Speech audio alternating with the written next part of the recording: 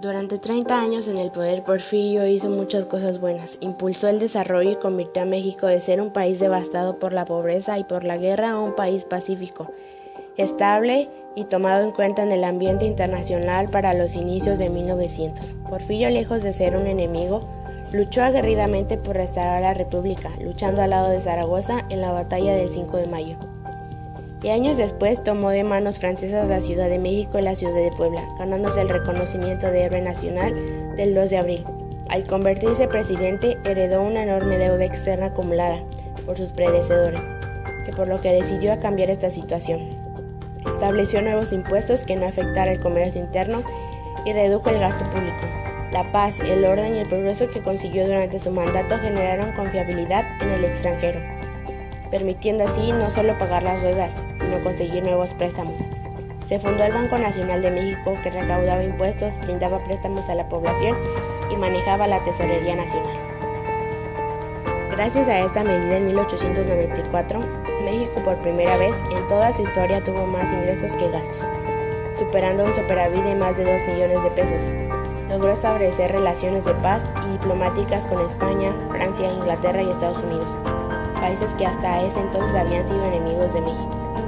Gracias a esto se abrieron las puertas de inversión extranjera, tentadores alicientes como la extensión de impuestos y ganancias garantizadas por el gobierno, que provocaron un gran flujo de tecnología y capital por todo el territorio nacional. Principalmente la industria ferroviaria, que tuvo un auge sin precedentes, así como la minería, que se había revitalizado después de años de conflictos que la mantuvieron paralizada, sin mencionar el enorme impulso que recibió la industria petrolera, que empezaba a representar ganancias importantísimas para el país. Aunque el peso se devaluó más de la mitad de su valor por la eliminación de la plata como unidad de referencia. Esto resultó favorable para México, pues aumentó el atractivo del país para inversores extranjeros.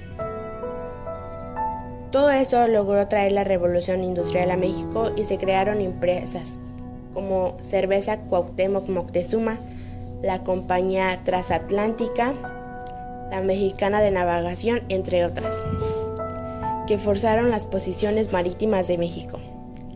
Las relaciones con Alemania alcanzaron niveles imprecedentes y se firmó el Tratado de Amistad, Comercio y Navegación con Japón, estableciendo por primera vez relaciones formales con un país asiático. El gobierno de Porfirio utilizó una acertada estrategia.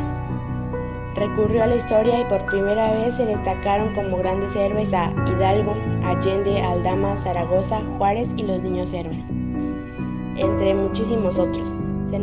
Se renovó todo el ejército nacional, se comunicó todo el país con telégrafo y se introdujo al teléfono.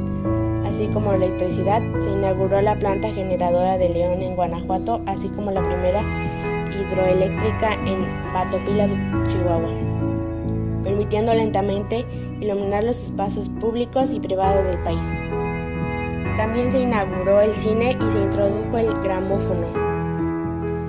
Entró en servicio el tranvía eléctrico y los primeros autos al país. De esta manera, Porfirio creó el primer reglamento de tránsito mexicano. Durante el porfiriato le llevó el embellecimiento a la ciudad. Gracias a Porfirio se pudo retomar por fin la reconstrucción en el país, que durante décadas fue prácticamente inexistente, construyendo entre otros el Palacio de Comunicaciones y Obras Públicas, el Palacio Postal, el Palacio de Ayuntamiento e incluso el Ángel de la Independencia. Aparte de que se construyó la cárcel de San Luis Potosí, así como la de Lecumberri, una de las mejores en el mundo en su época. Varios hospitales fueron inaugurados, como el Hospital General de México o el Manicomio de la Castañeda, el mejor en América, sentando las bases de la salud pública. Además, se construyeron cientos de nuevas casas para los obreros en varias colonias, así como colonia para la aristocracia, como la Roma o la Juárez, y al fin otorgaba catergo a la ciudad con calles anchas e iluminación iguales a los países del primer mundo. Se firmó la paz con la Iglesia, permitiendo realizar sus tareas con normabilidad y acabando con la persecución de sus predecesores. Porfirio sentó las bases de educación pública en México, ordenando que ésta fuera laica, gratuita y obligatoria, además de crear la Universidad Nacional, aunque aún no autónoma. También se creó la Escuela Normal de Maestros, abriendo más de 200 planteles por todo el país, aunque la idea original era que los profesores llegaran a todos los poblados de México. La entonces falta de comunicación de Díaz, así como la oposición de hacendados, presentaron un duro revés en los planes de Porfirio. Pero las primeras ciudades del país recibieron a los profesores sin ningún problema. Se consideró que las carreteras eran pieza clave para el desarrollo económico del país, creando la Secretaría de Obras Públicas y Comunicaciones. Y hasta 1910 había construido 19,000 kilómetros de vías férreas por todo el país, comunicando a la capital con los puertos más importantes y con los Estados Unidos. Modernizó el puerto de Veracruz, el de Tampico, el de Salina Cruz y el de Manzanillo. También creó la Escuela Naval Militar. Se señalizaron oficialmente fronteras tanto como Belice como Guatemala. Y se intensificó el desarrollo de puertos como el Progreso, Puerto de Ángel, Mazatlán, Zapotitlán, Isla Mujeres y La Paz. Además de que se estudiaban las costas de Yucatán y Campeche para inauguración de futuros puertos. Se le dio mucha importancia al desarrollo artístico, inaugurando bellos teatros por todo el país.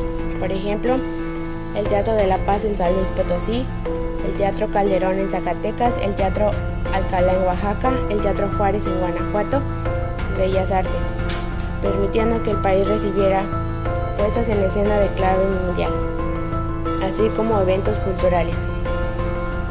Estas son algunas de las cosas que hizo alguna vez nuestro presidente José de la Cruz Porfirio Díaz Mori, cuya obsesión para transformar a México en un país de primer mundo lo llevó a hacer que fue necesario, dejando en su partida una obra incompleta. México entró nuevamente en una etapa de inestabilidad política y violencia, propia de la infancia y adolescencia de don Porfirio, etapa que quizá hasta el día de hoy sigue sin concluir. Héroe, villano y constructor, ¿qué piensas al respecto? Durante 30 años en el poder, Porfirio hizo muchas cosas buenas. Impulsó el desarrollo y convirtió a México de ser un país devastado por la pobreza y por la guerra a un país pacífico, estable y tomado en cuenta en el ambiente internacional para los